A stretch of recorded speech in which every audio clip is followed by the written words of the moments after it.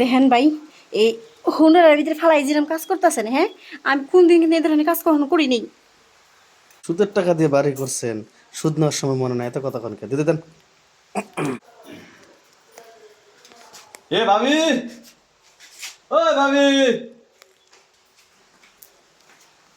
আইছেন তাহলে? কি হয়েছে ভাই, এত চিল্লাইতেছেন কে? কি হয় না হেডা কোন? আপনার জামাই যে আমার কাছে টাকা নিল, বললো যে ভাই বাড়ির আরেকটা তালা ছাদ বাকি আছে, এই ছাদটা কমপ্লিট হলে ভাড়া দিয়ে ঢুকবো, আমি টাকা দেবো। আপনার তো নিচে নিচে তো মনে করেন ঠিকই ভাড়া দিয়ে ঢুকছে, ভাড়া দিয়ে জুতে গম গম করতেছে, তাহলে আমার সুদের টাকা দেন নাকি? ভাই, কোনো দুঃখের কথা, উপরের কাজটা করবার চাইছিলাম, বুঝছেন কি কইছি? উপরের কাজটা করা পারি না, হ্যাঁ। এই যে টাইস টাইস আনছি তো দেখেন, এই জায়গাটা এদের ক্লিয়ার হয় না, উপরে কেমনে কাজ করবো আগে এই আমি জায়গাটা clear উপরে করবো। ক্লিয়ার হোক আর নিচে ক্লিয়ার হোক এটা আমার দেখার দরকার নাই। আমার কাছে সুদের টাকা নিয়েছেন, লাভ আসলে অনেক টাকা হয়েছে। আপনার জামাইরে ডাক দেন, আমরা টাকা দেন, আমি যাই।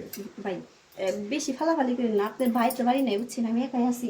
কারণ আপনারা কাজ করা পারেন, কালকে এসেন, আপনার ভাই এসেনি। না না, এই সুদের টাকা নেওয়ার লাগে প্রত্যেকটা দিন আমি পাক করতে পারেন না। এখন যে তেলের দাম, এই যে আমি গাড়ি নিয়ে আইছি, আমার তেলের দাম অনেক, কথা কয় না, টাকা নিয়ে আসেন যান। ভাই, আপনি তেলের টাকা নয়, আমি বিকাশে মেরে দিতে পারি, বুঝছেন কি কইছি? আপনার ভাই এখন বাড়ি নাই, খামা খাওয়া পাগলামি করে আপনার স্বামী আমারে কইছে নগদে মারবো, তাই মারে নাই। আপনি আবার বিকাশে, বিকাশ মানে বাকি, যান টাকা নিয়ে আসেন। ভাই, একটু ছাড় দিলে হয় না? সাথ দিতে পারি, মনে করেন এখন যেহেতু সুদের অনেক টাকা হার অনেক বাইরে গেছে, আপনি একটু গায়ে গতরে শোধ করে দেন, তাহলে মনে করেন আমি কিছু মাপ দেবো, মানে দুই একদিন মাপ দেবো, পরে আবার আসবো, আমি বুঝে দেন। তা তো বুঝলাম, এই সুরে তেলে আমি গায়ে কথা দিয়ে শোধ করলাম। তাহলে ঠিক আছে, এত সুন্দর বাড়িতে থাকতেছেন, টাকাটা করতে গেলে এটা হিসাব করলেন না? না ভাই, এই বাড়িতে আমি সারা মনে, হ্যাঁ। এই বাড়ির ভিতরে থাই হে যে এটা সুখ পাইতেছি, শান্তি দিচ্ছি, এটা ফল ফল করতেছে।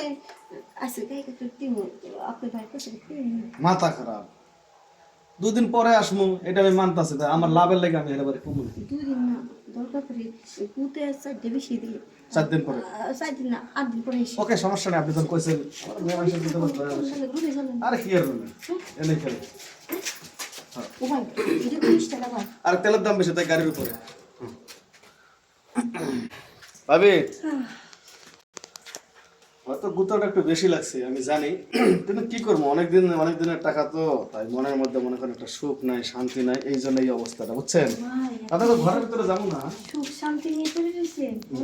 আমি জীবনে কত স্টাইল দেখছি, কত কিছু করছি, কিন্তু হুন্ডারের ভিতরে ফালাই যে করে, এইটা কোন স্টাইল ভাই, একটু নামটা করি না? এটা হচ্ছে তেল স্টাইল।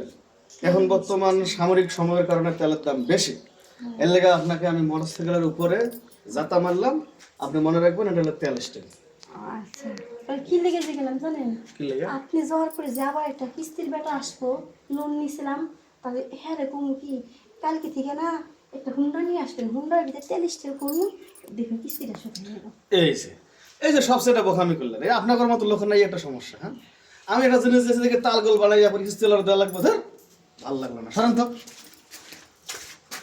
ভাই, আপনার বাইকটা নিয়ে যান।